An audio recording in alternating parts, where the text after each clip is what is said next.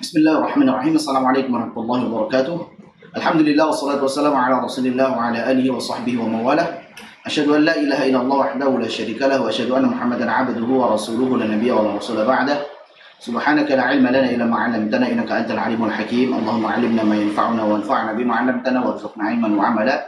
Rabbana zidna 'ilman nafi'an wa rizqan thayyiban wa 'amalan mutaqabbalan wa lisanan dzakiran wa qalban khashi'an. Allahumma inna na'udzubika min 'ilmin la yanfa' wa min qalbin la yakhsha' wa min nafsin la tashba' wa min da'watin la yustajab laha. Ikhwah dan juga akhwat sekalian yang semoga dirahmati oleh Allah Subhanahu wa taala. Alhamdulillah pada siang hari ini Allah Subhanahu wa taala masih memberikan kesempatan kepada kita semuanya untuk melanjutkan kembali insyaallah daurah kita membahas kitab Tuhfah Samanudiyah karya Syekh Ibrahim As-Samanudi rahimahullahu taala. Dan alhamdulillah ini merupakan pertemuan yang ke-9. Insyaallah kita akan melanjutkan pembahasan hukum nun sukun dan juga tanwin. Kemudian akan kita bahas berikutnya hukum mim sukun dan berikutnya adalah hukum lam sukun. Dan alhamdulillah kemarin pada hukum nun sukun dan tanwin kita sudah menyelesaikan pada hukum idgham. Ya, kita sudah menyebutkan idhar halqi kemudian idgham, baik itu idgham bi gunnah maupun idgham bila gunnah. Kemudian berikutnya insyaallah kita akan sambung dengan hukum iqlab atau qalb. Hukum qalb ini adalah hukum yang ketiga. Berkata An-Nadhim rahimahullahu taala, wa 'inda ba'in miman qalibanhuma. Wa 'inda ba'in, dan tatkala nun sukun ataupun tanwin bertemu dengan huruf ba, maka kemudian miman qalibanhuma, ai iqlibanhuma miman. Maksudnya artinya adalah ubahlah nun sukun dan tanwinnya tersebut menjadi huruf mim sukun. Jadi kalau ada nun sukun ataupun tanwin ketemu dengan huruf ba, maka nun sukun atau tanwinnya diubah menjadi huruf mim sukun. Baik. Jadi sangat jelas di sini bahwasanya ini hukum tersendiri, hukum iqlab ini adalah hukum tersendiri di mana kita tidak lupa bahwasanya kaidah di dalam kita membaca Al-Qur'an, hukum-hukum izhar, hukum idgham, hukum ikhfa itu terjadi untuk memudahkan pengucapan kita. Ya, contoh misalkan hukum izhar. Ini kenapa dibaca izhar nun sukun ataupun tanwinnya? Sebab terjadinya adalah karena makhrajnya berjauhan antara nun sukun maupun tanwinnya. Baik, dengan huruf-huruf izhar itu berjauhan makhrajnya. Baik, ini sebab terjadinya. Jelas ya? Jadi sebab terjadinya karena jauhnya makhraj antara nun sukun maupun tanwin. Sehingga karena makhrajnya berjauhan, cara pengucapan yang paling ringan adalah dengan menjelaskan nun sukun maupun tanwin. An'amta, an aminu, anhar. Jadi nunnya dibaca dengan jelas, itulah cara pengucapan yang paling ringan. Adapun saat nun sukun ataupun tanwin bertemu dengan yarmuluna pada hukum idgham. Idgham ini sebab terjadinya adalah karena dekat ataupun samanya makhraj antara nun sukun dengan huruf-huruf idgham. Jadi kalau nggak dekat dia sama. Sama di sini bisa jadi tamathul, nun dengan nun, sama makhrajnya sama sifatnya, ataupun tajanus. Baik. Kemudian juga taqarrub, yaitu nun dengan ya misalkan, nun dengan lam misalkan, nun dengan ra misalkan. Maka ini taqarrub, berdekatan. Mafhum ya? Jadi sebab terjadinya karena sama ataupun berdekatan, sehingga karena makhrajnya itu sama atau berdekatan, cara pengucapan nun sukun ataupun tanwinnya yang paling ringan adalah diidghamkan, dileburkan ke huruf berikutnya. Contohnya faman ya'mal menjadi faman ya'mal. Itu yang paling ringan, bukan faman ya'mal tapi faman ya'mal. Baik. Contoh lagi min rabbih menjadi min rabbih. Karena makhrajnya berdekatan, maka yang paling ringan adalah diidghamkan. Ikhfa nantinya kita insyaallah akan bahas pada hukum yang keempat. Ikhfa ini terjadi dikarenakan antara nun sukun dengan huruf-huruf ikhfa ini makhrajnya pertengahan, tidak terlalu dekat sebagaimana huruf-huruf idgham, juga tidak terlalu jauh sebagaimana huruf-huruf izhar. Karena pertengahan, maka nun sukun ataupun tanwinnya nantinya dibaca dengan samar. Maka itulah sebab daripada hukum ikhfa. Dan memang yang paling ringannya adalah dibaca dengan samar. Jadi asalnya misalkan min qabli berat, min qabli tidak cocok, sehingga min qabli inilah yang paling cocok, paling ringan pengucapannya. Jadi semuanya tadi izhar, kemudian idgham, kemudian ikhfa ini diucapkan hukum-hukum tersebut dengan cara yang paling ringan, sehingga jadilah hukum-hukum tersebut. Nah, demikian juga sebenarnya dengan iqlab. Kenapa nun sukun ataupun tanwin ketika bertemu dengan ba itu diubah jadi mim sukun? Kenapa diubah jadi mim? Kenapa misalkan tidak dibaca izhar jelas min ba'di? Kenapa tidak dibaca idgham misalkan mid ba'di? Kenapa tidak dibaca ikhfa misalkan min ba'di? Karena memang paling ringan adalah diubah menjadi min ba'di. Jelas ya? Jadi inilah alasan kenapa kok ini nun sukun ketemu dengan ba dihukumi sebagai iqlab. Kenapa satu huruf ini saja tidak sekalian dimasukkan kepada ikhfa? Karena memang paling ringannya nun sukun ketemu ba itu adalah diubah jadi min ba. Sampai sini jelas insyaallah. Baik. Jadi jangan lupakan kaidah itu bahwa setiap hukum baik itu izhar, idgham, ikhfa maupun iqlab ini terjadi karena memang memudahkan di dalam pengucapan litakhfif. Bukan hanya idgham saja, tapi semuanya tadi yang paling ringan adalah diucapkan sebagaimana hukum-hukumnya. Baik. Jadi untuk bait ke-116 ini Syekh Ibrahim As-Samanuji membahas tentang hukum yang baru yaitu iqlab ataupun qalb. Qalb itu afsah. Lebih fasihnya adalah penyebutan qalb. Nah, iqlab secara bahasa itu adalah at-tahwil. Hawwala yuhawwilu tahwilan, mengubah. Jadi mengubah nun sukun ataupun tanwin menjadi huruf mim tatkala bertemu dengan huruf ba. Jadi secara istilah iqlab adalah mengubah nun sukun ataupun tanwin menjadi huruf mim sukun tatkala bertemu dengan huruf ba. Baik. Nah, untuk lengkapnya sebagaimana perkataan daripada Syekh Sulaiman Al-Jamzuri di dalam Tuhfatul Atfal, beliau mengatakan ada 3 tahapan, tidak kita sampaikan di situ tapi ini sudah masyhur. Beliau mengatakan di dalam Tuhfatul Atfal, watsalitsul iqlab 'inda al-ba'i mimah. 3 tahapan tersebut maksudnya yang pertama watsalitsu, dan hukum yang ketiga yaitu iqlab, mengubah. Apa yang diubah nun sukun ataupun tanwinnya?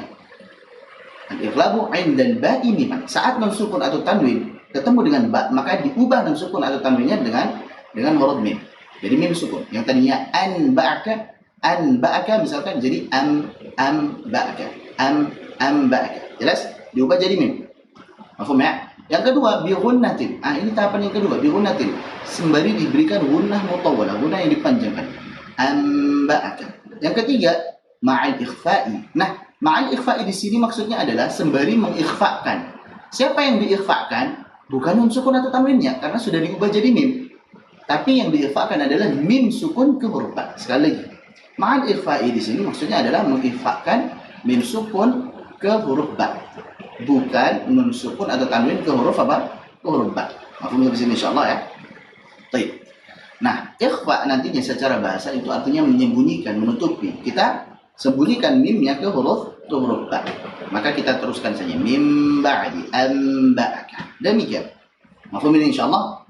Jadi sekali lagi secara istilah bahwa iqlab adalah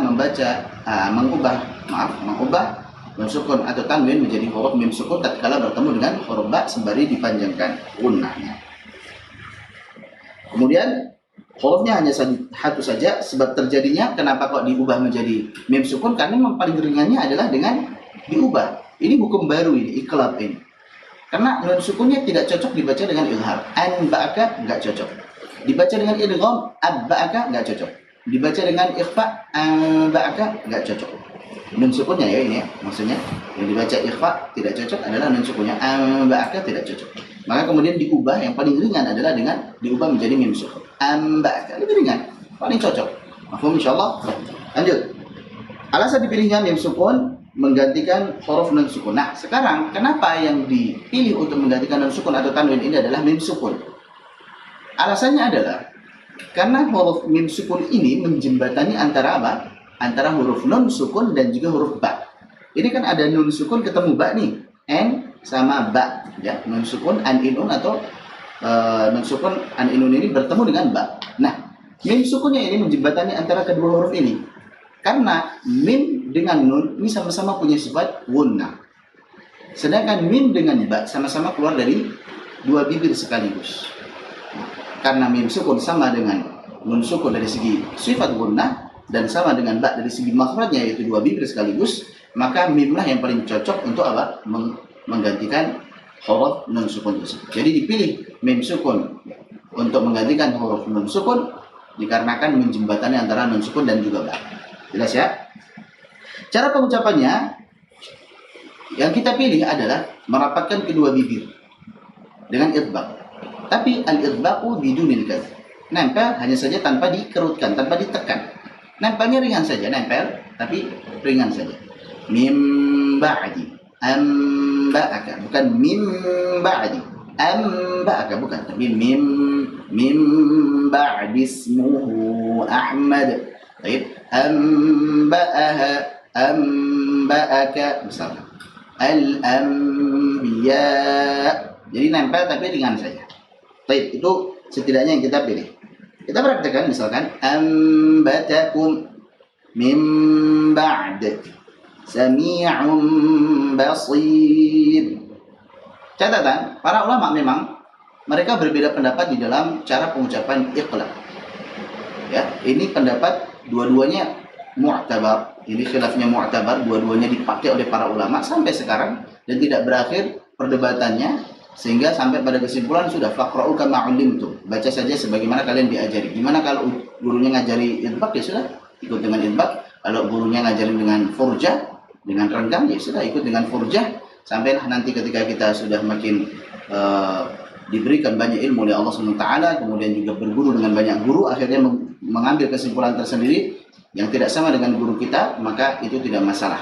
Tapi itu semuanya karena hujjah, karena ilmu yang sampai kepada kita. Baik, jadi dua pendapat tersebut adalah idbaq, yaitu merapatkan kedua bibir, dan furjah, merenggangkan kedua bibir. Sekali lagi, ini dua pendapat yang memang dipraktikkan para ulama. Ya. Walaupun yang satu melemahkan yang lainnya, yang satunya melemahkan yang lainnya, itu biasa, ini ilmiah. Jadi tidak mengapa, tidak masalah, yang penting dua-duanya sama-sama baca Al-Quran, jangan sampai sibuk debat saja. Jadi ini yang paling penting. Silahkan kalau memang baca dengan idbaq ya silahkan, baca dengan furjah juga silahkan. Walaupun yang satunya keras dengan yang satu keras dengan yang satunya lagi. Baik, kita lanjut dulu. Bagi yang membaca dengan idbaq, nah kenapa kok yang satu berpendapat dengan idbaq nempel? Karena saat non sukun ataupun tanwinnya itu diubah menjadi mim sukun, maka yang berpendapat dengan idbaq itu diubahnya menjadi mim kholisah, menjadi mim murni. Artinya ketika jadi mim murni ya harus nempel, kedua bibirnya harus nempel gitu. In, harus nempel, itu baru mim. Ini mim murni. Jadi bagi yang berpendapat idbaq, bagi yang berpendapat nempel. Jadi kita tidak akan mampu mengucapkan mim sukun kalau tidak mikem. Makanya ditutup kedua bibirnya. Baik. Bagi yang berpendapat dengan furjah, mereka mengartikan mengubah nun sukun ataupun tanwin menjadi mim di sini maksudnya mimnya mukhfa. Mimnya apa? Mim yang mukhfa, yang samar. Jadi nggak sampai khalis, nggak sampai menjadi mim yang beneran. Bukan, tapi jadi masih ada renggangnya. Tidak murni menjadi apa? Mim yang khalis. Kedua cara pengucapan di atas berpotensi salah. Walaupun ini dua pendapat ini diamalkan, tapi juga masing-masingnya sebenarnya punya potensi salah. Potensi salahnya adalah bagian idbaq ada terlalu menekan, terlalu dia kerutkan, min ba'd, ini salah. Bagi yang furjah dia terlalu renggangkan, min ba'd, ini salah. Min ba'd, ini salah. Baik, jadi guru kami mengatakan yang furjah itu dia hampir-hampir nempel sebenarnya. Ada celah memang, hampir-hampir nempel dan celahnya itu hanya satu lembar kertas atau satu tisu saja. Artinya dia tidak sampai renggang sekali, dia hampir-hampir nempel, tapi tetap ada jarak. Nah, baik, jadi dua pendapat ini sekali lagi adalah dua pendapat para ulama yang kita boleh memilih apakah membacanya dengan idbaq ataupun dengan furjah. Baik. Nah, karena boleh memilih, akhirnya untuk kami pribadi memilih dengan idbaq, dan antum boleh buat beda ya, nggak harus sama. Jadi misalkan anak mau idbaq, anak berpendapat idbaq, kita fadhol gitu. Kalau anak ngambilnya yang anak ngambil furjah maksudnya, ya tafadhol. Kalau anak ngambilnya idbaq gitu. Jadi beda itu biasa. Kenapa anak ambil idbaq? Yang pertama dari segi definisi untuk iqlab ini khususnya. Dari segi definisi tadi bahwa nun sukun ataupun tanwinnya itu diubah. Jadi iqlab ini kan diubah ya, diubah menjadi mim. Jadi mengubah nun sukun ataupun tanwin yang menjadi huruf mim tatkala bertemu dengan huruf ba. Artinya kita tidak akan bisa mengucapkan mim dengan benar kalau kita tidak menempelkan kedua bibir. Kan begitu. Ya walaupun akhirnya nantinya yang satu lagi mengatakan enggak, mimnya di situ bukan mim kholisah maksudnya. Nanti enggak paham. Itu mimnya mim mukhfa. Oh ya sudah, berarti di situlah letak perbedaan kita, sudah clear. Yang beda di dalam memanai mengubah menjadi mimnya. Yang satu berpendapat mim kholisah, yang satu lagi berpendapat mim mukhfa. Paham ya? Baik. Yang kedua dari segi talaqi wal musyafahah. Talaqi artinya kita belajar langsung dengan guru. Musyafahah itu mulut ke mulut, artinya tatap muka, tapi nggak enak diartikan mulut ke mulut. Musyafah artinya tatap muka, belajar langsung dengan guru di depannya, dibetulin cara pengucapannya seperti apa, dikoreksi gerak mulutnya dan sebagainya. Baik, dari segi talaqi wal musyafahah, kami mendapati guru-guru kami membaca dengan idbaq. Ya, di antaranya misalkan Syekh Abdul Karim Al-Jazairi, Syekh Hisham Abdul Bari, Syekh Mahmud, Syekh Ridha, dan lain sebagainya, beberapa asatidzah yang merupakan guru-guru kami berpendapat dengan idbaq. Ada memang yang berpendapat dengan furjah, hanya saja kami condong kepada yang idbaq.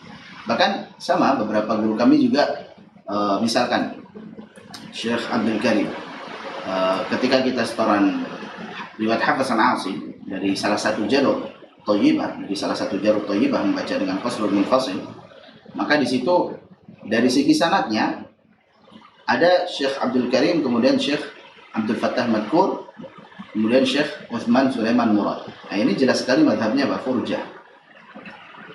Jadi ketika kami tanya, gimana Syekh? Ini beliau-beliau ini kan furjah ini, tapi antum lebih memilih yang idbaq, ya tidak mengapa kata. Ya kan gurunya nggak cuma satu saja, artinya guru-guru yang lain membaca dengan idbaq dan kita sepertinya sementara ini condongnya kepada itu. Ya nggak masalah. Tetap kita menghargai mereka, kita menghormati mereka, ihtiram kepada mereka. Hanya saja ketika kita punya keputusan yang berbeda itu tidak masalah, nggak jadi masalah. Paham ya, insya Allah. Baik, jadi dari segi talaqi wal musyafahah, ya sudah diajari guru-guru kami dan para ulama yang terdahulu mutaqaddimin pun juga membacanya dengan idbaq, gitu ya. Maka kita pun mengamalkan dengan idbaq, dengan nempel. Yang ketiga yaitu dari segi mudah ataupun susahnya pengucapan. Ya, kalau kami pribadi ya, itu lebih mudah mengucapinya dengan nempel. Amba'aka selesai, mim ba'di selesai, nempel, lebih mudah daripada kasih celah. Mim ba'di amba'aka, ya, agak-agak berat sedikit lah bagi kami.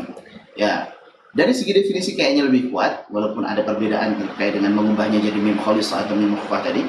Kemudian yang kedua dari segi talaqi wal musyafahah, memang kami bukan mengada-ngada, dapat dari guru-guru kami juga begitu, gitu ya. Kemudian dari segi yang ketiga yaitu dari segi mudahnya, ternyata kok ya lebih mudah yang nempel, ya sudah kita amalkan yang lebih mudah saja. Wallahu a'lam bishawab. Dan barangkali ya kami bisa berubah lagi pendapatnya di lain waktu, mungkin bisa kalau memang nantinya menganggap atau saat mengkaji lagi ternyata furjah lebih kuat, ya barangkali bisa. Tapi untuk sementara ini kami lebih memilih yang idbaq. Wallahu a'lam bishawab. Dan kami tidak membicarakan tentang siapa yang pertama kali berpendapat dengan idbaq dan sebagainya, tidak. Atau siapa yang berpendapat pertama kali dengan furjah dan sebagainya, tidak. Baik. Namun demikian perlu difahami bersama bahwa permasalahan ini termasuk khilaf yang muktabar di kalangan para ulama tajwid. Masing-masing pendapat berpegang teguh dengan hujjah dan sandaran talaqi dari gurunya masing-masing, sehingga guru-guru kami pun berwasiat untuk mengamalkan salah satu pendapat tersebut dengan tetap menghargai pendapat yang lainnya. Wallahu a'lam. Sudah, amalkan salah satunya. Kita yakin saja kalau kita ngambil yang ini dengan tetap menghargai pendapat yang lain. Wallahu a'lam. Sudah selesai untuk iqlab. Dan pengucapan iqlab ini sama nanti dengan pengucapan ikhfa syafawi yang insya Allah kita akan bahas ya. Kenapa sama? Karena intinya iqlab itu ketika nun sukun ataupun tanwin diubah menjadi mim sukun, kemudian ketemu ba, baik, itu kan sama saja mim sukun ketemu ba. Ikhfa syafawi mim sukun ketemu ba. Maka pengucapannya sama. Pengucapan iqlab dan ikhfa syafawi itu sama karena intinya sama-sama mim sukun ketemu dengan ba. Wallahu a'lam bishawab. Bait ke 116 bagian yang kiri yaitu hukum ikhfa haqiqi. Tadi iqlab atau qalb, sekarang ikhfa haqiqi. Wa 'inda baqihinna akhfiyanhuma. Dan tatkala nun sukun ataupun tanwin ketemu dengan huruf yang tersisa selain daripada hamzah, ain, ha, wain, kha, yaquluna dan juga ba, sisanya nanti ada 15. Maka nun sukun ataupun tanwinnya ikhfakanlah. Bacalah dengan apa? Ikhfa. Baik. Jadi sisa daripada huruf yang telah disebutkan itu ada 15, bagaimana perkataan Syekh Sulaiman Al-Jamzuri di dalam Tuhfatul Atfal. Beliau mengatakan warabi'ul ikhfa'u 'inda al-fadili min al-hurufi wajibun lil fadil. Warabi'u, dan hukum yang keempat, al-hukm ar-rabi' yaitu apa? Al-ikhfa, yaitu ikhfa 'inda al-fadili min al-hurufi. Saat mensukun ataupun tanwin ketemu dengan sisa. Jadi fadil yang pertama artinya baqi, sisa huruf yang telah disebutkan pada hukum-hukum sebelumnya. Wajibun lil fadili, yang wajib diketahui oleh orang yang memiliki keutamaan, yaitu penuntut ilmu tajwid maupun ulama ilmu tajwid. Apa saja itu? Fi khamsatin min ba'di 'ashrin ramzuha, ada 15 rumusnya ada pada fi kilmi hadzal baiti qad dhammantuha, yaitu di setiap huruf pertama dari setiap kata di bawah ini yang telah saya kumpulkan. Apa saja? Sif dzatana kam jada syakhsun qad sama dum tayyiban zid fi tuqan ba'dhan, yaitu sad, kemudian dal, kemudian kaf, kemudian kam jada, kemudian jim, kemudian shin, kemudian qaf, kemudian sin, kemudian dal, kemudian ta, kemudian zai, kemudian fa, kemudian ta, kemudian dot, kemudian dha. Jadi ada 15 huruf ya, yang terkumpul di setiap kata, khususnya huruf pertama daripada setiap kata. Sif dzatana kam jada syakhsun qad sama dum tayyiban zid fi tuqan ba'dhan. Baik. Jadi sering kaji pada Tuhfatul Atfal ya. Jadi intinya 15 huruf untuk ikhfa ini. Jadi huruf-huruf ikhfa ada 15. Kemudian berikutnya definisi daripada ikhfa.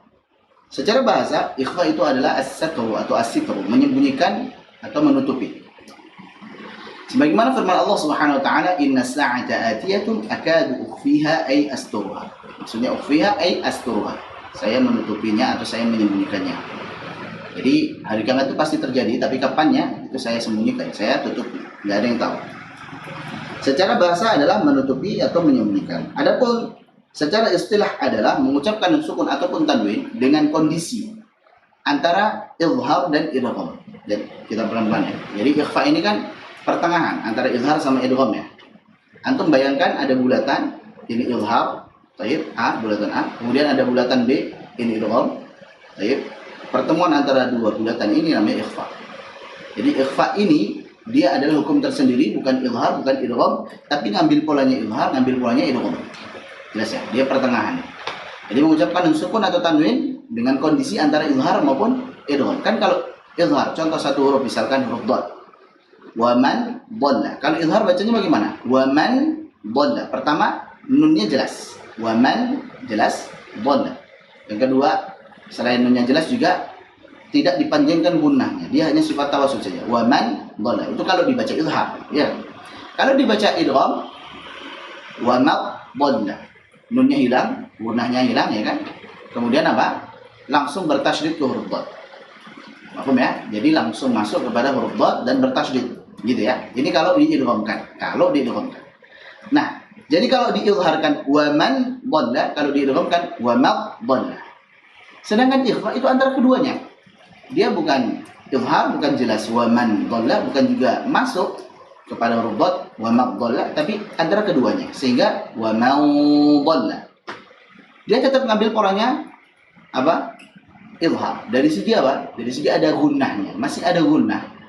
Sekaligus menyelesaikan izhar dari segi gunnahnya dipanjangkan. Kalau izhar kan gunnahnya tidak dipanjangkan. Nah, kalau ikhfa hakiki gunnahnya dipanjangkan. Mafhum ya? Jadi dia menyelisihi izhar dari segi gunnahnya apa? Dipanjangkan, sedangkan izhar tidak dipanjangkan. Sekaligus ngambil polanya izhar tadi apa? Ada gunnahnya. Mafhum ya? Yang kedua, untuk yang idgham, dia ngambil poinnya idgham. Kalau idgham kan masuk ke huruf berikutnya. Kalau ikhfa siap-siap, gitu ya. Siap-siap ke huruf berikutnya. Belum masuk tapi siap-siap. Baik. Dan sekaligus menyelisih apa? Idgham. Kalau idgham bertasydid, kalau ikhfa tidak. Jadi bacanya bukan wa maqdhala tapi wa ma'dhala. Demikian. Paham ya? Maka itu tadi an-nutqu bil harfi bi sifatin bainal izhari wal idgham. Baik. Arin 'anit tasydid, tidak bertasydid. Sekaligus apa? Menyelisih idgham. Kalau bertasydid jadi idgham. Ma'a baqa'il gunnah fil harfil awwal. Sembari memberikan sifat gunnah mutawwalah maksudnya pada huruf yang pertama. Jadi untuk huruf pertamanya sisa gunnahnya saja dan gunnahnya dipanjang. Allahu a'lam bishawab. Ini terkait dengan ikhfa. Semoga bisa difahami. Sebab terjadinya atau sebab penamaannya dulu. Sebab penamaan daripada ikhfa hakiki disebut sebagai ikhfa hakiki. Ikhfa itu artinya menyembunyikan, atau kita langsung artikan menyamarkan demikian. Hakiki itu yang sejati, ikhfa yang sejati. Ya, ada para ulama yang mengatakan bahwa disebut ikhfa hakiki. Kenapa? Karena zat huruf nunnya itu hilang 100%. Yang tersisa hanya sifat gunnah. Jadi bukan lagi membicarakan tentang huruf nun sekarang. Saat kita baca wa ma'dhala, nunnya tebal, Bukan, ini yang dibicarakan bukan nunnya. Nun dia selalu tipis. Kalau dia an in un jelas dia selalu tipis. Sekarang ini lagi bahas apa? Sifat gunnah. Gunnahnya tebal atau tipis gitu. Jelas? Jadi kenapa dinamakan ikhfa hakiki? Karena huruf nun secara zat hilang 100%, tidak melibatkan lidah lagi. An in un tidak melibatkan lidah lagi. Yang tersisa apa? Yang tersisa tinggal sifat gunnah. Jadi tidak ada melibatkan ujung lidah lagi. Ini menunjukkan bahwa dia secara zat huruf nunnya tidak ada. Jadi secara makhrajnya dari segi lidah itu tidak ada. Yang tersisa sifat gunnahnya yang keluar dari al-khayshum. Bisa dipahami insyaallah? Hakiki sejati yang sebenarnya. Ada pula yang berpendapat bahwasanya kenapa namanya ikhfa hakiki? Dikarenakan huruf-huruf ikhfa hakiki ini paling banyak. Ya. Dia mendominasi huruf-huruf pada hukum nun sukun dan tanwin. Jadi seolah-olah ini yang paling berkuasa ya. Jadi dia mendominasi apa? Hukum nun sukun dan tanwin. Karena hurufnya paling banyak, ada 15. Wallahu a'lam bishawab. Adapun sebab terjadinya, kenapa kok dibaca ikhfa, kenapa kok dibaca samar, kenapa bukan izhar ataupun idgham? Karena jarak antara nun sukun dengan huruf-huruf ikhfa itu pertengahan, tidak sedekat huruf-huruf idgham, tidak pula sejauh, tidak pula sejauh huruf-huruf izhar. Jadi kalau izhar kan jauh, kalau idgham kan dekat atau sama. Kalau ikhfa pertengahan. Jelas ya, karena jaraknya pertengahan. Nah sekarang Syekh Ibrahim As-Samanuri beliau memberikan faedah yang baru, bait 117 ke 118. Beliau mengatakan wa qaraba al-izhara 'inda awwali kam qarra wal idghama dauman tilbutai.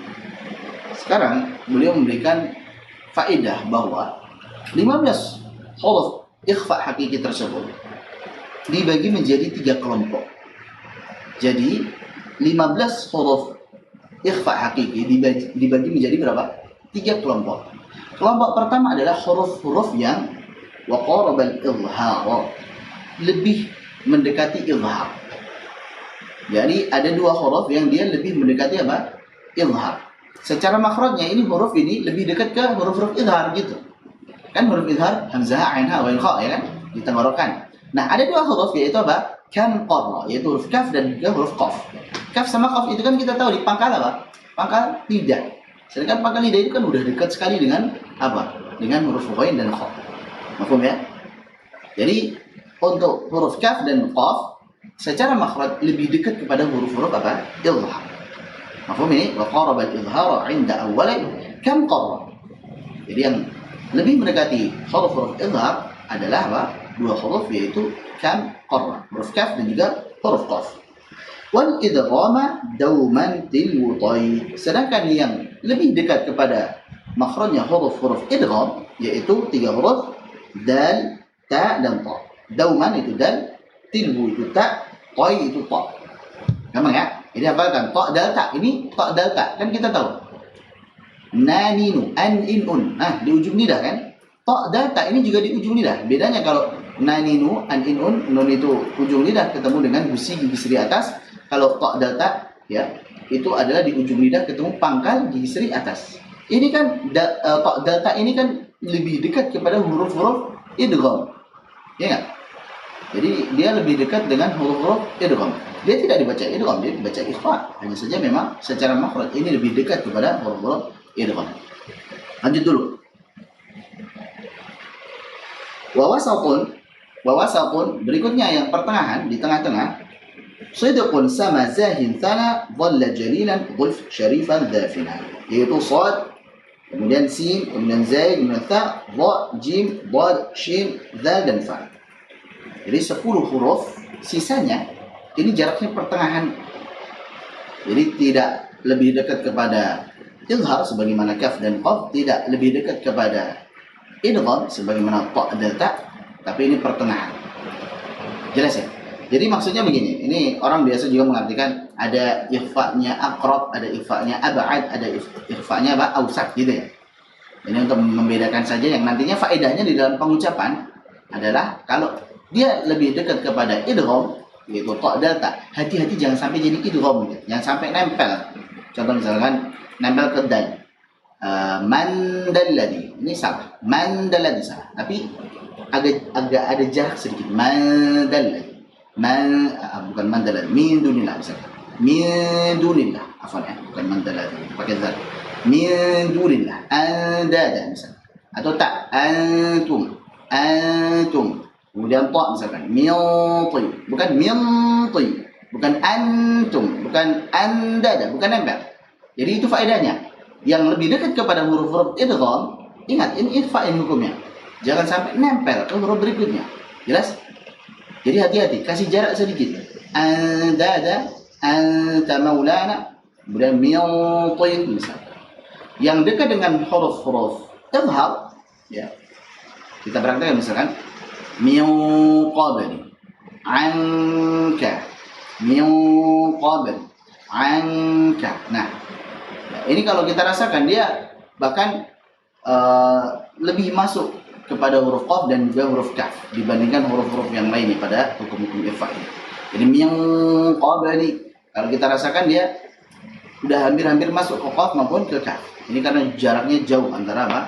Antara nun dengan huruf qaf dan juga huruf kaf ini. Dan yang pertengahan pun demikian. Tetap kita siap-siap, jangan sampai nempel juga. Misal, contohnya huruf dhad tadi, wa ma dhalla, siap-siap. Kemudian huruf shin, ansha'akum, ansha'akum. Huruf sin misalkan, al-insana. Demikian. Itu faedahnya sebenarnya. Jadi faedahnya adalah seperti itu. Jelas ya? Baik. Jadi bait 117 sampai 118 ini pembagian huruf-huruf ikhfa dibagi menjadi 3 kelompok, yaitu yang lebih mendekati izhar, yang lebih mendekati idgham, dan juga yang pertengahan. Yang lebih mendekati izhar adalah qaf dan kaf, yang lebih mendekati idgham adalah ta dan ta, yang pertengahan sisanya ada 10 huruf.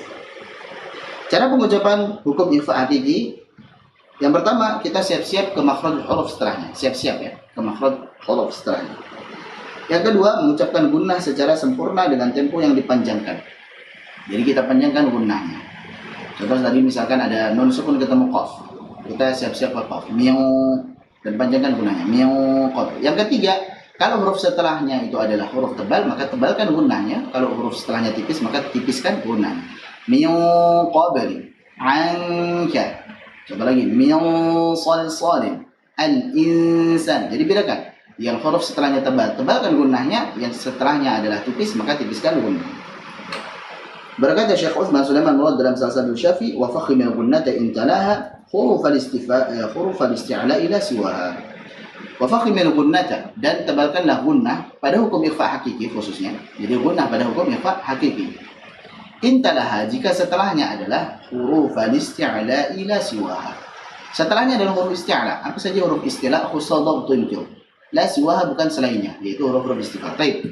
Kalau yang diriwayat Hafiz Al-Asim dan juga mayoritas riwayat maupun qiraat yang masuk kepada hukum ikhfa untuk huruf-huruf isti'la itu adalah 5 huruf. Jadi selain daripada kha dan ghain ya. Kalau kha dan ghain kan maksudnya kepada izhar. Fasayunghiduna min ghillin wal munkhaniqah min khairin. Baik. Untuk qiraah Abu Ja'far Al-Madani, khusus qiraah Abu Ja'far Al-Madani ini faedah, barangkali ada yang baru pertama dengar, maka nun sukun ataupun tanwin ketemu ghain maupun kha itu dibaca dengan ikhfa. Baik. Makanya di sini beliau secara umum wa fakhimil gunnata intalaha huruf al-isti'la ila siwa. Kalau setelah gunnah pada hukum ikhfa hakiki ini adalah huruf-huruf isti'la, maka tebalkan gunnahnya. Ya, termasuknya kha sama ghain pada riwayat apa? Pada qiraah, mohon maaf, pada qiraah Abu Ja'far Al-Madani. Jadi contohnya wal mukhaniqah min ghillin. Contoh lagi misalkan min khairin misalkan. Jelas ya? Lanjut. Sekarang contoh dan latihan. Perhatikan tabel tersebut. Ada contoh dan latihan. Ada banyak huruf di situ, ada huruf shad sampai huruf dha. Untuk yang warnanya kita warnai dengan kuning itu berarti huruf-huruf yang tebal, sehingga tebalkanlah gunnahnya. Contoh misalkan huruf shad. Kana mansura, mansura, min salsal, saffan, saffa, mansura, min salsal, saffan, saffa. Demikian. Untuk yang dzal itu tipis. Fa'andartukum, fa'andartukum, madzal ladzi yaumin di masrabah. Jangan sampai nempel ya, jangan sampai Man dzalladzi salah. Man dzalladzi nempel ke dzal salah. Yaumin dzi masghabah juga salah. Demikian. Berikutnya huruf ta 'alal his. Contoh lagi, man thaqulat, sama juga jangan nempel, jangan man thaqulat, tapi man thaqulat, shihabun thaqib, dan lain sebagainya. Anda bisa latih. Ya, kaidahnya. Yang sering ini hati-hati, contohnya huruf nun sukun ketemu shin ini yang sering. Contoh misalkan kita ambil ansha'tum syajarataha, ansha'tum syajarataha. Hati-hati, jangan sampai seperti ketambahan huruf ya. Aisya'tum. Aisya'tum. Ini karena shin sama ya maknanya sama sehingga Aisya'tum ini salah. Yang betul Aisyah. Aisyah. Aisyah. Bukan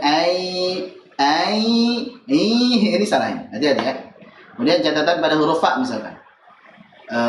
Anfusahum. Ini biasanya orang baca tebal. Salah. Yang betul anfusahum. Anfusahum, tipis kan? Jangan sampai anfusahum, anfusikum. Demikian. Baik, sudah selesai untuk hukum nun sukun dan tanwin. Alhamdulillah. Barangkali ada yang mau tanya terkait hukum nun sukun dan tanwin dulu. Kalau tidak ada, kita lanjut ke mim sukun. Tafadhal. Ada. Sebab terjadi idgham pada nun sukun dengan ya itu apa Ustaz? Taqarrub, berdekatan. Nun dan ya berdekatan. Na ya. Taqarrub karena makhraj atau sifatkah? Nun sama ya. Ini yang masuknya berarti taqarrubnya nun sama ya ini. Dari segi makhraj berdekatan itu hitungannya. Man ya'mal. Kalau dari segi sifat kita coba lihat, nun dia sifatnya jahar, kemudian ya sifatnya jahar juga. Kemudian nun dia sifatnya tawassut, ya sifatnya rakhawah. Kemudian nun istifal, ya istifal. Kemudian infitah sama infitah. Kemudian idlab beda, yang satunya ismat. Dan yang nun ada gunnahnya, ya-nya tidak punya. Jadi Allah alam dia sepertinya lebih dekat dari segi makhraj saja. Jadi taqarrub ini karena makhraj saja. Allah alam. Jadi Belum ada. baik. Lanjut kepada hukum mim sukun. Berkata An-Nazim rahimahullah ta'ala, wa akhfi ahra 'inda ba wa adghima fil mim wal idhar ma' siwahuma. Baik. Jadi bait ke 119. Di sini hanya satu bait saja. Syekh Ibrahim As-Samanudi menjelaskan tentang hukum mim sukun. Ya, kita sering membahas hukum mim sukun ini bahwa mim sukun tatkala bertemu dengan huruf-huruf hijaiyah, maka hukumnya dibagi menjadi 3 kan gitu. Kalau mim ketemu ba maka ikhfa syafawi. Mim ketemu mim idgham mithlain shaghir. Mim ketemu dengan selain mim dan ba maka idhar syafawi. Gampang. Ini yang masyhur. Ini yang masyhur. Sekali lagi pembagian menjadi 3 inilah yang masyhur sampai sekarang. Baik. Nah, di sini beliau hendak menjelaskan sebenarnya bahwa untuk kasus mim sukun ketemu ba itu sebenarnya secara historis itu ada perbedaan pendapat para ulama. Walaupun dua-duanya ini dipakai, dua-duanya mutawatir, dua-duanya benar. Nah, hanya saja sekarang yang masyhur adalah yang satu hukum saja, mim ketemu ba adalah ikhfa syafawi. Nah, beliau mengatakan wa akhfi ahra inda ba, mengatakan wa akhfi dan ikhfakanlah ahra, ini yang lebih kuat, yang lebih apa? Tepat. Ini pendapat yang lebih utama, ahra. Jadi saat kita mengikhfakan mim sukun ketemu dengan huruf ba, ini adalah pendapat yang utama, yang lebih kuat, yang lebih tepat. Kenapa demikian? Karena dulu mim sukun ketemu ba itu ada 2 pendapat. Ada yang baca ikhfa, ada yang baca dengan idhar. Ada yang baca ikhfa, ada yang baca dengan idhar. Ini kita belum membahas tentang cara ngucapinnya, apakah furjah atau idbaq, belum ya. Tapi ini status hukumnya yang lagi dibicarakan adalah status hukumnya. Status hukumnya itu ikhfa atau izhar gitu. Belum apakah cara pengucapannya itu nantinya ikhfa, afan idbaq atau furjah. Tapi apa? Hukumnya ini statusnya ikhfa apa izhar gitu. Kalau yang ikhfa ini mayoritas para ulama disebutkan di sini bahwa yang membaca dengan ikhfa ini samar disertai dengan gunnah yang dipanjangkan adalah pendapat ulama Mesir, Syam, Andalusia dan yang lainnya. Sedangkan yang membaca dengan izhar, yaitu jelas tanpa gunnah yang dipanjangkan, ini adalah pendapat sebagian ulama Irak. Jadi kalau membaca izhar berarti begini, tarmihim bihijarah, seperti mim sukun biasa, sifatnya tawassul. Ya, namanya izhar, membaca sesuai makhrajnya dan dengan sifatnya secara sempurna, berarti sifatnya tawassul dan tidak dipanjangkan gunnahnya. Tarmihim bihijarah wa ma hum bikharijina minan nar. Demikian. Wa ma hum bikharijina minan nar. Tarmihim bihijaratin min sijjil. Ini dulu dipakai. Dan ini juga benar, mutawatir. Ya. Hanya saja kemudian para ulama muhaqqiqin seperti Abu Amr Ad-Dani, Imam Ibnu Jazari, mereka apa? Lebih memilih untuk yang ikhfa syafawi. Sebagaimana Imam Ibnu Jazari mengatakan apa? Wa akhfiyan al-mima in taskun bi gunnatin lada ba'in 'ala al-mukhtari min ahli al-adab. Dan ikhfakanlah huruf mim sukun, ya, saat ketemu dengan huruf ba, sebagaimana pendapat yang dipilih oleh ahlul adab. Nah, ini menunjukkan apa? Bahwa hukum mim sukun ketemu ba itu tadinya ada dua, yaitu ikhfa dan izhar. Tapi yang dipilih oleh ahli ada akhirnya yaitu yang dibaca dengan ikhfa syafawi, dan itulah yang masyhur sampai sekarang. Jadi jangan lupa, dulunya itu ada yang baca dengan izhar, wa ma hum bi kharijin tarmihim bi hijarah. Jadi kalau ada murid antum barangkali yang baca dengan wa ma hum bi kharijin tarmihim bihijar, jangan langsung di sana itu, salah itu panjangkan gunanya, jangan. Antum tanya dulu, kenapa antum baca begitu? Kalau dia jawabnya, kan ada pendapat yang izhar, wah itu berarti masya Allah bahasanya luas ya. Tapi kalau dia bilangnya nggak tahu, itu emang salah ya, itu emang nggak tahu, dia emang salah ya. Jadi tegur saja. Jadi tarmihim bihijarah, ya, yang dipilih adalah yang dibaca dengan ikhfa, yaitu dibaca dengan samar dan dipanjangkan gunnah. Baik, ini terkait dengan status hukumnya. Mafhum ya? Jadi wa'af fi ahra 'inda. Status hukumnya tadinya ada yang izhar, ada yang idgham, ada yang ikhfa, maaf, ada yang izhar, ada yang ikhfa, tapi kemudian yang masyhur adalah yang ikhfa. Baru kemudian kita bicarakan tentang perbedaan saat mengucapin ikhfa tersebut. Ikhfa'nya mim sukun ke ba ini apakah nempel, apakah renggang? Nah, itu cara pengucapan ikhfa itu. Bukan cara pengucapan izhar ya. Kalau izhar jelas dia bukan gunnah, tanpa gunnah yang dipanjangkan, tamihim bihijarah, enggak dipanjangin gunnahnya, itu izhar ya. Nah, tapi sekarang ikhfa ini ada gunnah yang dipanjangkan, hanya saja bedanya nempel atau enggak bibirnya. Nempel itu idbab, sedangkan kemudian itu furjah. Dan ini sama dengan hukum ikhlas tadi yang sudah kita jelaskan. Ya, dua pendapat tersebut yang dipakai para ulama, jadi silakan ambil salah satunya dengan tetap menghargai yang lain. Ya, walaupun sekali lagi melemahkan pendapat yang lain itu biasa, santai saja, jadi tidak mengapa. Lanjut, setelah pembahasan tentang mim sukun yang bertemu dengan ba, beliau melanjutkan wa adghima fil mimi, dan benar-benar idghamkanlah tatkala mim sukun ketemu dengan mim. Jadi kalau mim sukun ketemu mim, bacalah dengan idgham. Nama panjangnya idgham mithlain shaghir. Baik, wa tsani idgham bimithliha ata wa sammi idghaman shaghiran ya fata. Jadi kata Syekh Sulaiman Al-Jamzuri dalam Tuhfatul Atfal, wathani, dan hukum yang kedua adalah idgham bimithliha, tatkala mim sukun ketemu dengan huruf yang semisal dengannya, yaitu mim juga, mim ketemu mim. Baik, wasammi idghaman shaghiran, dan namailah dengan idgham shaghir. Nama panjangnya idgham mithlain shaghir. Mithlain karena mim ketemu mim. Sebagian menganamakan dengan idgham mim. Ini kita tidak menemukan di buku-buku yang berbahasa Arab, yang ada hanya yang karangan ustaz-ustaz kiai-kiai Indonesia. Jadi idgham mimi karena mim ketemu mim, supaya lebih mudah saja, ini supaya lebih memudahkan gitu. Tidak masalah ya. Hanya sekedar teori penamaannya untuk memudahkan, hakikatnya sama. Hakikatnya sama, mim sukun ketemu. Sehingga nanti kalau ba ketemu ba dinamakan idgham ba'i, tak ketemu tak idgham ta'i dan sebagainya, itu tidak masalah. Wallahu a'lam. Baik. Contoh misalkan mim sukun ketemu mim, lahum maghfirah, panjangkan gunnah. Catatan, pada kata alif lam mim di surah Al-Baqarah ayat 1 dan alif lam mim ra di surah Ar-Ra'd ayat 1 berlaku hukum idgham mithlain shaghir juga. Saat kita baca lam, itu kan diakhiri mim sukun tuh, ketemu dengan mim. Ya.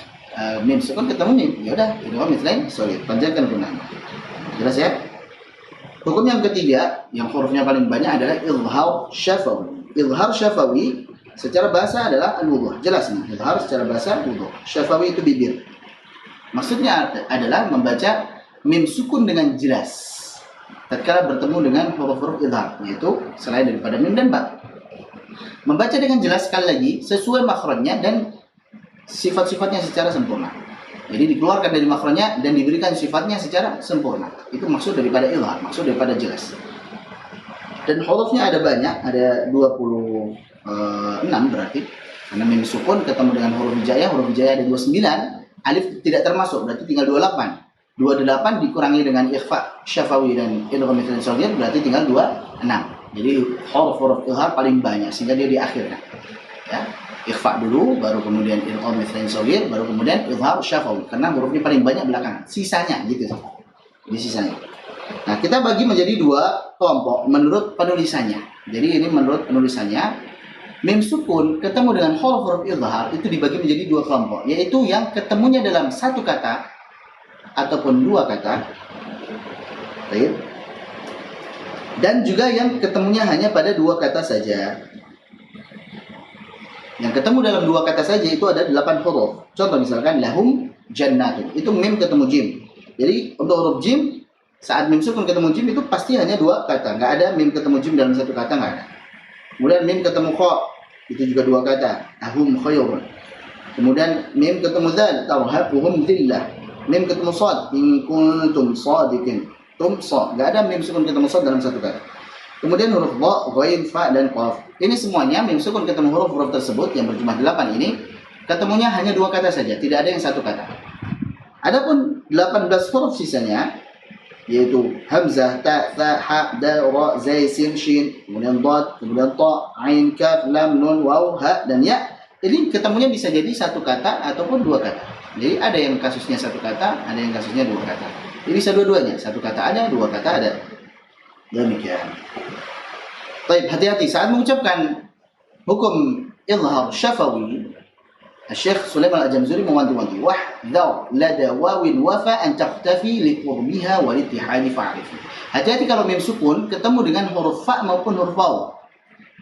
Ini fa sama waw, mim sukun ketemu fa sama mim sukun ketemu waw, ini hukumnya izhar syafawi ini. Baik, Allahu yastahzi'u bihim wa yamudduhum fi. Yastahzi'u bihim wa mim sukun ketemu waw, wa yamudduhum fi mim sukun ketemu fa. Ini hati-hati, dua-duanya izhar syafawi, dibaca jelas mimnya. Jelas ya? Jadi sempurna sifat-sifatnya keluar pula dari makhrajnya huruf mim.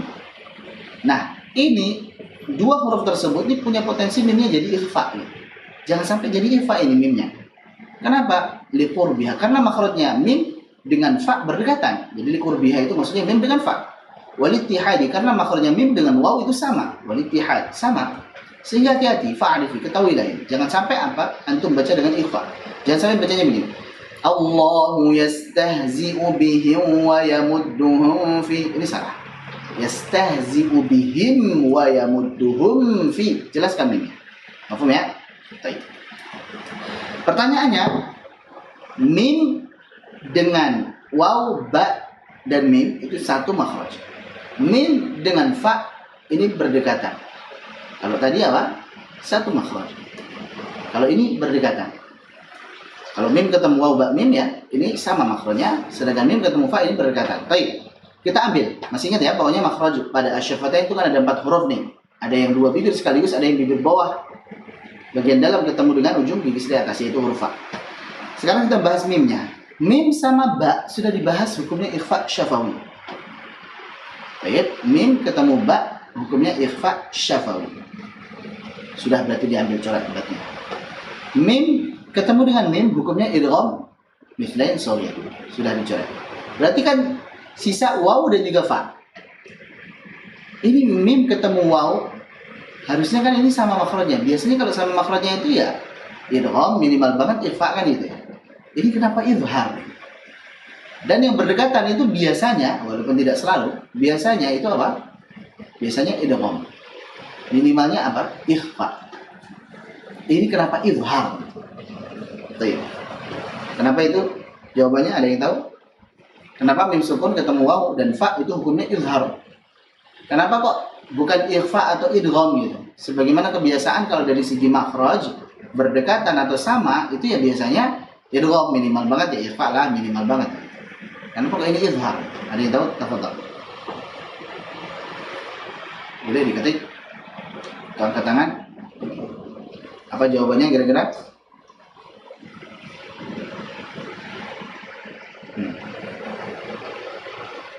Nah, ada yang jawab? Belum? Baik. Jadi jawabannya adalah karena sesuai riwayat seperti itu. Di riwayat sudah sesuai riwayat seperti itu. Jadi kita nggak bisa mengkiaskan. Oh ini mim ketemu dengan wow ini sama makhrajnya. Berarti kalau sama makhrajnya itu ya itu berdekatan itu atau minimal ikhfa. Nggak bisa, nggak ada kias. Ya. Bahkan mim ketemu ba ini hukumnya ikhfa syafi'i. Kenapa ba ketemu mim hukumnya idgham gitu? Padahal sama ini hukumnya, cuma dibalik doang. Karena secara riwayat seperti itu. Baik, jadi bukan dengan kias. Wallahu a'lam. Lanjut. Sekarang kepada hukum yang baru yaitu lam sukun. Bab yang baru lam sukun.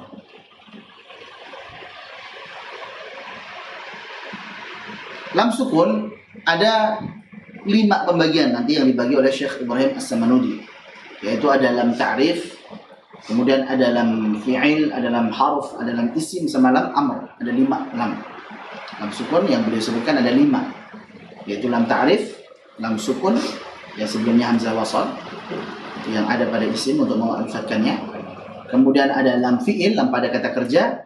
Kemudian ada lam harf, lam pada huruf, hal dan juga bal. Kemudian lam isim secara umum seperti al-fasanah, kemudian khalfi, kemudian sulha, al-mulku dan sebagainya. Kemudian apa? Ada lam amr, lam untuk memerintah, lam sukun untuk memerintah. Baik, kita lihat di sini. Yang pertama boleh disebutkan pada bait 120 adalah lam ta'rif. Al-fi baghi hajjaka wa khaf aqimahu adhhir wa kun fi ghairiha mudghimah. Al yaitu alif lam, lam sukun, lam ta'rif pada alif lam saat bertemu dengan ibghi hajjaka wa khaf aqimahu, ada 14 huruf ya. Maka adhhir bacalah dengan jelas. Al dibaca dengan jelas, lam sukunnya dibaca dengan jelas. Paham? Ini kaidahnya. Jadi lam sukun yaitu lam ta'rif yang ada pada alif lam saat bertemu dengan ibghi hajjaka wa khaf aqimahu maka hukumnya apa? Idhar. Wa kun fi ghairiha mudghimahu. Nah, dan jadilah saat lam sukun atau lam ta'rif ini bertemu dengan selain daripada ibghi hajjaka wa khaf aqimahu. Jadi ha di sini balik kepada ibghi hajjaka wa khaf aqimahu mudghimahu. Maka jadilah orang yang mengidghamkannya. Nya di sini apa? Lam. Maksudnya lam ta'rif. Jadi lam ta'rifnya idghamkanlah. Jadi dhamir-dhamirnya antum perhatikan. Kalau fi ghairiha balik kepada ibghi hajjaka wa khaf aqimahu mudghimahu kembali kepada apa? Lam ta'rif. Baik. Apa itu lam ta'rif? Lam ta'rif definisinya adalah lam sukun zaidah, lam sukun tambahan. Dari asal kata yang didahului hamzah wasal yang difathahkan ketika memulai bacaan darinya. Jadi lam sukun tambahan. Lam ta'rif ini lam sukun tambahan. Dari asal kata di mana sebelum lam sukun tambahan ini ada hamzah wasal yang kalau kita mulai dari hamzah wasal maka hamzah wasalnya difathahkan. Al-qamar, al-masjid, al-maktab, al-kitab. Jadi kalau mulai bacaan daripada hamzah wasalnya maka difathahkan. Baik, di mana lam ta'rif ini masuk kepada isim untuk memakrifatkan isim nakirah. Contoh misalkan ada masjidun menjadi al-masjid, yaumun menjadi al-yaum. Baik. Jadi kalau nakirah itu masih belum jelas, masih nggak ketahuan secara spesifik. Jadi yaumun suatu hari nggak tahu kapan. Tapi kalau al-yaum itu hari ini. Masjidun itu suatu masjid nggak tahu masjid yang mana. Tapi kalau al-masjid itu masjid ini. Ja'a ustadun, datang seorang ustad, nggak tahu ustad siapa. Tapi kalau ja'al ustad, datang ustad itu, udah paham. Maksudnya ustad yang lagi ngajar ini, ngajar bahasa Arab misalnya, ngajar tajwid misalnya, sudah masuk. Jadi ma'rifah. Mahum ya, itu bedanya nakirah dengan ma'rifah. Nakirah itu belum jelas, dengan nakirah sudah jelas. Apa? Nakirah itu belum jelas, sedangkan ma'rifah sudah jelas, sudah spesifik. Nakirah belum jelas. Sedangkan ma'rifah sudah jelas. Baik. Lam ta'rif terbagi menjadi dua jenis. Ini belum hukum cara membacanya, tapi segi penulisannya. Baru segi penulisannya. Lam ta'rif itu dibagi menjadi dua jenis, yaitu yang tidak bisa dipisah dari isim dan yang bisa dipisah dari isim. Jadi ada yang tidak mungkin dibuang alif lamnya, ada yang memungkinkan untuk dibuang alif lamnya. Yang tidak mungkin dibuang adalah alladzaini contohnya. Alladzani, alladzina, alladzi, Allahu, al-ana, al-yasa', wallati, wallai, allati. Itu alif lamnya nggak mungkin dibuang. Itu sudah satu paket. Allahu nggak bisa, cuman Allah saja nggak bisa. Alladaini cuman ladaini saja tanpa al nggak bisa. Itu sudah satu paket alladaini. Paham ya? Kemudian ada lam ta'rif yang mungkin dibuang dari isimnya. Contohnya ad-duha bisa dipisah, al dibuang cuman duha saja. Asy-syams al-nya dibuang tinggal syams saja. Al-qamar alif lamnya dibuang tinggal qamarun saja. Ini bisa. Paham ya? Jadi ini dari segi penulisannya ada yang memungkinkan dibuang al-nya, ada yang tidak memungkinkan dibuang al-nya. Lanjut. Adapun saat bertemu dengan huruf hijaiyah, hukumnya ada dua. Nah, sekarang kita bicara hukumnya. Hukumnya ada dua, yaitu izhar dan idgham. Kapan itu izhar? Saat ketemu dengan salah satu daripada ibghi hajjaka wa khaf hakimahu. Contohnya al-an'am, al-barq misalkan, al-ghashiyah, al-hujurat, al-jumu'ah dan lain sebagainya.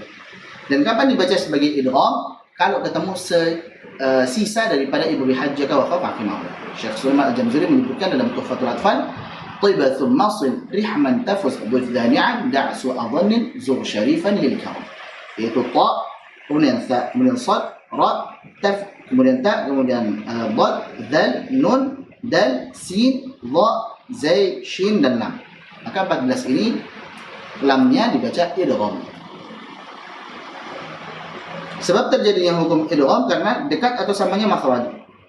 Kalau untuk yang sebab terjadinya izhar tadi karena apa? Karena berjauhannya apa? Makhraj. Tandanya untuk yang dibaca izhar itu lamnya disukunkan. Ada sukun pada lam al sehingga jelas. Tandanya untuk yang baca idgham adalah huruf keduanya bertasydid. Jadi huruf berikutnya bertasydid. Jelas ya? Catatan. Huruf lam sukun pada contoh-contoh berikut ini bukanlah lam ta'rif, melainkan lam sukun yang merupakan bagian dari bentuk asal fi'il atau kata kerja. Ini hati-hati ya. Hati-hati. Ada catatan. Kalau kita lihat ini bukan alif lam, bukan lam ta'rif, tapi ini adalah lam fi'il, lam pada kata kerja. Apa saja itu? Iltaqa, yaumal taqal jam'an. Loh, ini lam ketemu tak kok tidak diidghamkan. Ya. Ketahuilah ini apa? Lam fi'il. Iltaqa, bukan yaumat taqal jam'an. Sama juga faltaqamahu, bukan fattaqamahu. Wal taffatis saqu bis-saq, bukan wat taffatis saqu bis-saq. Kenapa? Karena lam sukunnya di sini lam fi'il, bukan lam ta'rif, bukan alif lam. Jelas ya? Jadi jangan diidghamkan. Lanjut bait ke-121 berkata An-Nadhim rahimahullahu taala, wa sammi bil qamriyatil mudharata wa sammi bis syamsiyatil mudghamata. Wa sammi dan namailah bil qamriyah dengan qamariyah al mudharata, lam yang dibaca dengan izhar. Jadi lam yang dibaca dengan izhar namailah ia dengan qamariyah. Jadi lam qamariyah atau alif lam qamariyah. Wa sammi bis syamsiyatil mudghamata, lam yang dibaca dengan idgham namailah ia dengan syamsiyah. Gampang ya? Alif lam qamariyah, alif lam syamsiyah. Lam syamsiyah, lam qamariyah. Demikian. Kalau hukumnya namanya izhar qamari dan idgham syamsi, kalau lamnya namanya lam qamariyah sama lam syamsiyah, atau alif lam qamariyah, alif lam syamsiyah. Baik. Sebab penamaannya yang paling simpel sebenarnya adalah setiap yang dibaca sebagaimana cara baca al-qamar, maka alif lamnya qamariyah. Setiap yang dibaca sebagaimana asy-syams melebur ke huruf berikutnya, maka namanya apa? Syamsiyah. Nah, itu yang paling simpel. Jadi nggak perlu kita kiaskan ini matahari, ini bulan, ini bintang dan sebagainya. Nah, tapi kalau kita yang simpel, setiap yang cara bacanya seperti al-qamar, lamnya jelas, maka itu qamariyah. Setiap yang bacanya asy-syams, yaitu lamnya tidak jelas, lamnya masuk ke huruf berikutnya bertasydid, maka itu yang disebut syamsiyah. Catatan, ada kasus di mana bacanya al juga, tapi ini bukan alif lam, bukan lam ta'rif. Ini adalah lam asli. Ya, sebagaimana kalau Syekh Utsman Sulaiman Murad dalam Salsabil Syafi'i beliau menyebutkan walam asliyatun, ta'rifiyatun asliyah. Jadi ada asliyah, ada lam asliyah untuk membedakan dengan lam ta'rif, gitu ya. Ini sebenarnya ini lamnya isim juga, gitu. Lam isim ini lebih pada kata benda, gitu. Tapi untuk membedakan dengan lam ta'rif, maka disebut lam asliyah, gitu. Ulangin. Jadi ini lamnya sebenarnya ini isim ini. Lam yang ada pada isim. Hanya saja cara bacanya itu alwanikum, sinatikum, fi, gitu ya. Sekilas kayak alif lam gitu. Tapi ketahuilah itu apa? Itu isim. Atau juga bisa pada fiil alhaakumut takatsur. Itu bukan alif lam itu. Itu lam fiil itu alhayulhi. Maka itu asliyah, lam asli pada fiil tersebut atau lam asli pada isim kalau di alwanikum, gitu ya. Bedanya untuk yang lam ta'rif diawali dengan hamzah wasal yang saat memulai darinya diharakati fathah, al-qamar, asy-syams, gitu. Sedangkan alwanikum lam asliyah itu didahului dengan hamzah qata' yang berharakat fathah. Itu bedanya ya. Jadi kalau lam ta'rif didahului hamzah wasal yang berharakat fathah saat memulai darinya, sedangkan lam asli itu didahului oleh hamzah qata' yang berharakat fathah. Dan hamzah qata' dia selalu dibaca mau dalam kondisi permulaan ataupun dalam kondisi wasal. Kalau di wasal tetap dibaca. Kalau hamzah wasal dia hanya dibaca saat permulaan. Kalau di wasal maka dia tidak dibaca. Lanjut. Bait 122 sampai 123 ini membicarakan tentang sisa daripada lam sukun yang lain. Ada 4 lagi yang beliau sebutkan. Yaitu nantinya ada lam fi'il, lam harf, lam isim, dan lam amr. Lam fi'il, lam pada kata kerja, lam harf pada huruf, kemudian lam isim pada kata benda, kemudian lam amr untuk memerintah. Wal lam min fi'lin wa harfin adhira. Ini beliau langsung membicarakan hukumnya. Lam sukun, perhatikan ya. Lam sukun pada fi'il, sekali lagi lam sukun pada fi'il dan lam sukun pada harf, beliau langsung memukul duanya. Lam fi'il sama lam harf. Ingat-ingat, lam fi'il sama lam harf. Apa hukumnya? Adhira, benar-benar bacalah dengan jelas. Jadi hukumnya izhar. Jadi setiap ada lam fi'il sama lam harf bacanya izhar. Kecuali ada kecualinya. La qul wabal fa adghiman huma bira. Kecuali fi'il qul dan juga harf bal, maka idghamkanlah keduanya saat ketemu huruf ra. Ini pengecualinya hanya saat ada fi'il qul ketemu ra wa qul rabbi, idghamkan wa qul rabbi.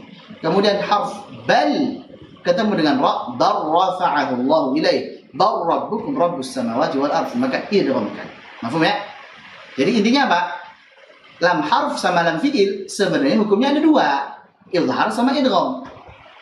Kapan izhar? Kalau ketemu selain daripada huruf ra maupun lam. Akan dipertegas lagi nanti, lam juga. Kapan izhar? Kalau ketemu selain daripada lam sama ra. Kapan idgham? Kalau ketemu lam maupun ra. Untuk yang ketemu dengan ra, kasusnya pada fi'il hanya fi'il qul saja, gitu. Untuk pada harf yang ketemu ra hanya bal saja, gitu. Mahfum ya? Jadi secara spesifik beliau sebutkan di sini. Kalau yang fi'il ketemu ra itu hanya qul saja. Wa qul rabbi wa qul rabbi. Kalau lam sukun pada huruf yang ketemu ra maka hanya bal saja. Bar rafa'ahu Allah ilaih. Demikian. Wa ma'huma fil lam hal. Koma di situ sebenarnya. Wa ma'huma fil lam hal, selesai. Dan bersama keduanya, yaitu bersama apa? Bersama dengan qul dan juga bal. Ma'huma ini kembali kepada apa? Qul sama bal. Ingat-ingat. Dan bersama keduanya, maksudnya bersama dengan qul dan juga bal, fil lami. Kalau ketemu dengan lam, hal, yaitu kata hal, maksudnya berarti 3 ini. Ada qul, ada bal, ada hal. Kalau ketemu dengan lam, maka idghamkanlah juga, gitu. Contoh misalkan, qul ketemu dengan la, qul la amlik. Bal ketemu dengan la, bal la tukrimuna al-yatim. Diidghamkan semuanya tadi. Kemudian hal ketemu dengan la, hal lakum mimma malakat aymanukum. Sudah jelas ya? Jadi sudah 2 fiil yang dibahas. Afwan. sudah dua lam sukun yang dibahas, yaitu lam fi'il sama lam harf. Lam fi'il dan lam harf ini hukumnya sama, yaitu bisa idhar, bisa idgham. Ada yang idhar, ada yang idgham. Kapan idgham? Kalau ketemu dengan lam ataupun ra. Yang ketemu dengan ra khusus untuk qul saja kalau pada fi'il. Kalau untuk harf khusus untuk bal saja. Kalau yang ketemu lam, qul, bal sama hal. Qul ketemu la ada, qul ketemu ra ada. Bal ketemu la ada, bal ketemu ra ada. Tapi kalau hal dia hanya ketemu la saja. Ketemu dengan ra tidak ada kasusnya dalam Al-Qur'an. Sudah. Yang dibaca dengan izhar adalah selain kalau ketemu lam maupun ra. Sudah selesai. Baik. Berikutnya, wa adhhira fismin wa lamal amri. Wa adhhira fismin, dan izharkanlah pada isim. Jadi fismin di sini kasratain ya karena ada huruf jar. Sedangkan walamal amri di sini maksudnya wa adhhira lamal amr, dan izharkanlah apa? Lam amr. Dan jelaskanlah lam amr. Kalau di fathah berarti dia sebagai apa? Sebagai maf'ul bih. Jadi adhhir. Mafhum insyaallah. Jadi untuk isim dan juga lam amr hukumnya hanya izhar saja. Khamsatun tura, inilah 5 macam hukum lam sukun. Jadi lam sukun itu ada 5. Apa saja tadi? Yang pertama lam ta'rif, lam fi'il, lam harf, lam isim, lam amr. Ada 5. Catatan tadi untuk lam ta'rif ada yang mirip dengan lam ta'rif, yaitu lam asli, lam asliyah. Bedanya kalau lam ta'rif didahului oleh hamzah wasal yang berharakat fathah saat mulai darinya al-qamar gitu ya. Kalau lam asliyah adalah lam sukun yang asli, didahului oleh hamzah qata' yang berharakat fathah. Alwanikum alsinatikum alfi. Baik. Sudah selesai? Kita lihat sini penjelasannya. Lam fi'il. Lam fi'il, lam pada kata kerja hukumnya ada 2, yaitu yang dibaca dengan idgham saat bertemu dengan lam ataupun ra, dan ini khusus pada qul saja. Jadi yang ketemu dengan lam sama ra ini khusus apa? Qul saja. Enggak ada fi'il lain. Belum ketemu fi'il lain yang ketemu dengan lam maupun ra, yang dibaca dengan apa? Dibaca dengan idgham. Wa qul lahum fi anfusihim wa qur rabbi zidni ilma. Mafhum ya insyaallah. Jadi ini khusus untuk fi'il qul saja. Kemudian yang dibaca dengan izhar adalah yang selain ketemu lam ataupun ra. Qul na'am, qulna, yaumal taqa. Itu semuanya dibaca izhar selain daripada apa? Lam sama ra. Kalau ketemu nun hati-hati, ini harus lebih jelas lagi. Qul na'am wa ja'alna arsalna adlalna. Lam sukun pada fi'il ketemu nun ini harus lebih dijelaskan. Sebagai perkataan Imam Ibnu Jazari wahris 'ala sukuni fi ja'alna an'amta wal maghdubi ma'dalalna. Ini karena lam dan nun makhrajnya berdekatan. Meskipun berdekatan dia dibaca sebagai apa? Sebagai izhar. Maka harus hati-hati. Jadi betul-betul kita jelaskan. Jangan sampai tidak jelas. Contoh qul na'am, salah ini. Wa ja'alna arsalna, hati-hati. Lanjut. Lam harf sama hukumnya ada 2. Harf di sini khusus bal dan hal. Hanya bal dan hal saja.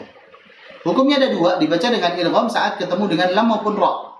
Hal lakum. Ini hal khusus ketemu lam saja, enggak ada yang hal ketemu ra. Tapi kalau bal bisa ketemu lam maupun ketemu ra. Bal rafa'a menjadi bal rafa'ahu Allah ilaih. Bal la tukrimu. Lam ketemu dengan lam. Baik.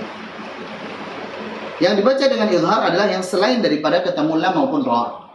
Contohnya bal taba'ahu Allah atau bal taba'a Allah. Afwan, bal taba'a Allah. Hal ataka. Catatan. Kalla bal rana, di sini lamnya walaupun ketemu ra dibaca dengan izhar. Kenapa? Karena pada riwayat Hafiz Asim dari Jalur Syatibiyah itu dibaca dengan saktah, sehingga lamnya harus jelas. Jelas ya? Baik.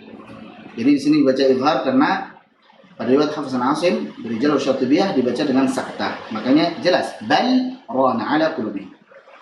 Lanjut, yang keempat adalah dalam isim selalu dibaca izhar, contohnya khalfi, sulha, mulka, dan juga pada isim-isim yang lainnya termasuk alfi, alwanikum, alsinatikum, itu juga isim itu. Kemudian lam amr. Nah, lam amr ini hukumnya juga hanya izhar saja. Apa itu lam amr? Yaitu lam sukun yang berada sebelum fi'il mudhari'. Ada fi'il mudhari'. Ada fi'il mudhari'. Ya. Fi'il mudhari' Kata kerja yang menunjukkan arti sekarang, waktu sekarang atau akan datang. Jadi sebelum itu ada lam sukun, di mana lam sukun di sini fungsinya untuk memerintah. Tapi ini lebih sopan ya, lebih sopan.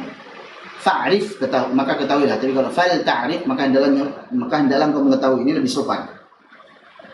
Juga menjazmkan fi'il mudhari' tersebut. Jadi dijazmkan. Ya biasanya sukun atau hadfun nun misalnya.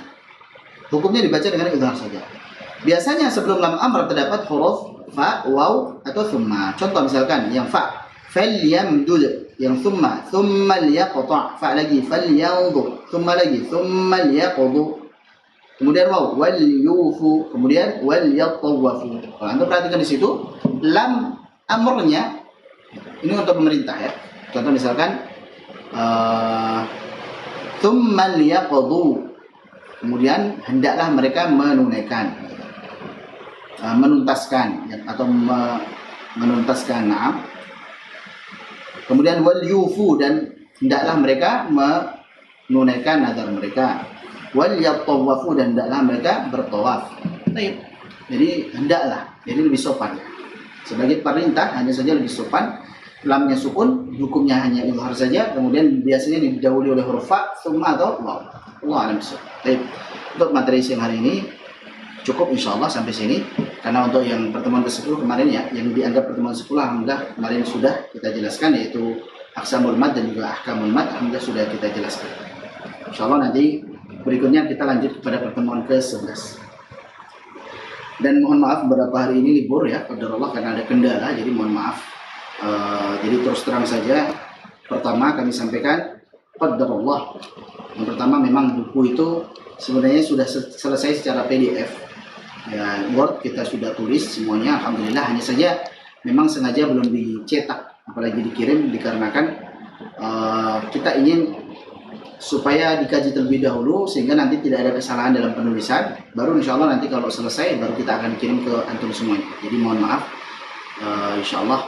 Dan ada rencana insya Allah nanti setelah Syawal kita akan buka kelas lagi Tuhfah Samanuriyah. Hanya saja bukan sistem daurah, kita sistem kelas yang pertemuannya lebih panjang, dan kita insya Allah akan menghafal matan juga gitu, dihafalkan matanya.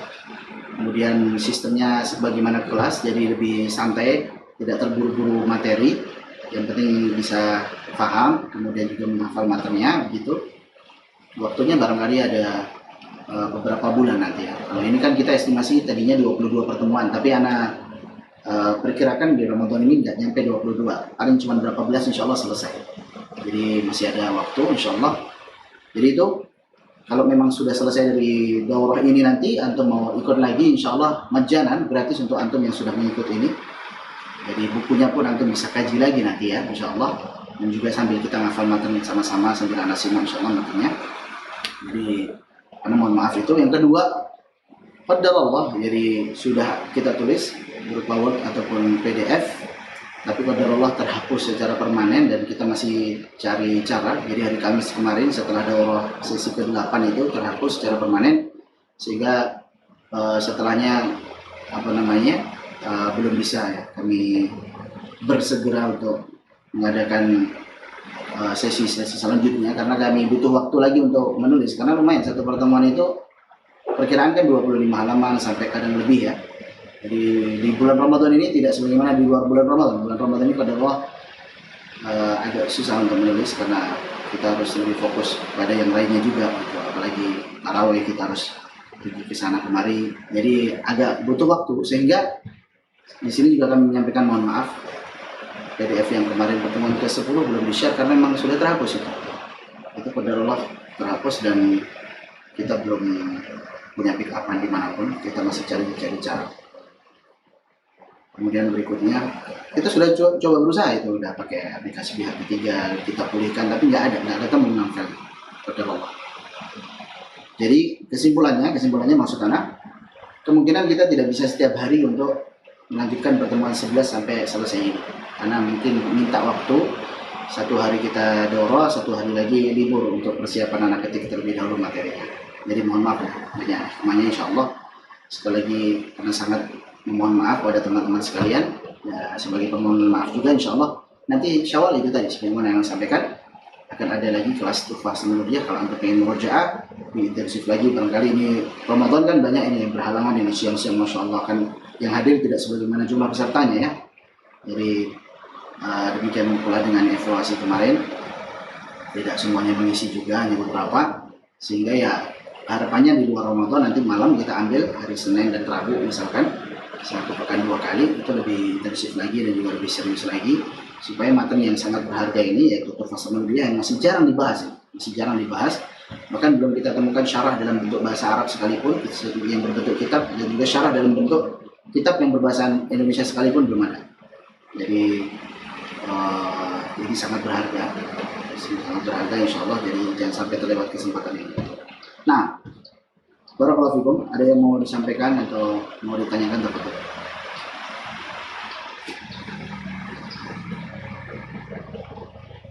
Tidak ada. Kalau tidak ada kita tutup. Ada. Nah, baik.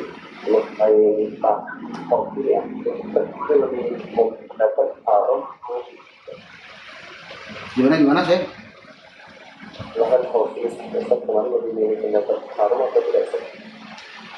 Anak kemarin nggak nyebutin ya untuk yang dipilih. Yang jelas para ulama ada yang mengatakan haram, ada yang makruh gitu ya. Di kopi itu sebenarnya perinciannya ada pada hukmul iltizam di ilmu tajwid, sebagaimana dijelaskan Syekh Dr. Ahmad Jusway. Lihat konteksnya dan lihat siapa yang melakukannya. Kalau dia itu orang awam, lahan khafi itu tidak apa-apa. Ya makruh misalkan, tapi tidak apa-apa gitu. Ya namanya belum belajar kan. Orang awam melakukan kesalahan khafi tidak apa-apa. Kemudian kalau yang melakukan kesalahan khafi itu adalah orang alim, seperti yang teman-teman yang sudah belajar tajwid atau kita yang memang sudah bergelut di ilmu tajwid, tahu ini hukumnya ini, kok tidak mempraktikannya sehingga salah khafi gitu ya. Dilihat dulu konteksnya. Baik, apakah sedang baca Quran sendiri biasa ataukah saat sedang setoran sanad, sedang ambil riwayat dari guru. Maka kalau konteksnya itu adalah membaca sendiri, melakukan kesalahan khafi itu aib. Artinya aib di situ ya nggak sampai haram, memang berarti makruh. Baik, kalau itu membaca Al-Quran secara sendiri biasa, tidak sedang setoran sanad. Tapi kalau setoran sanad, kalau melakukan kesalahan khafi ini haram. Demikian. Bahkan kedustaan di dalam periwayatan. Jadi anak lebih condong pendapat yang seperti itu, merincinya tadi. Jadi dilihat siapa pelakunya dan kapan kondisinya. Allah a'lam bishawab. Ahli itu kan bisa bagi orang yang kategori Ustaz. Kalau misalnya melakukan waktu baca itu termasuk pernah tidak ada. Gimana? Afan nih suaranya kurang jelas, putus-putus ya. Kenapa kalau dia baca sendiri terus tanpa sengaja merubah huruf itu gimana? Baca sendiri terus nggak sengaja, namanya nggak sengaja nggak dosa insya Allah ya. Yang penting saat tahu diubah. Sama kita salah kalau nggak sengaja kan, insya Allah nggak dihukumi, makfu insya Allah. Ya di akhir surah Al-Baqarah kan jelas. Rabbana la tu'akhirna in nasina aw akhtana. Nah, baik, sudah? Sudah. Baik. Cukup insya Allah pertemuan pada siang hari ini. Semoga Allah berikan kemudahan untuk pertemuan berikutnya. Kita tutup dengan doa kafaratul majlis. Subhanakallahumma bihamdik asyhadu an la ilaha illa anta astaghfiruka wa atubu ilaik. Assalamualaikum warahmatullahi wabarakatuh.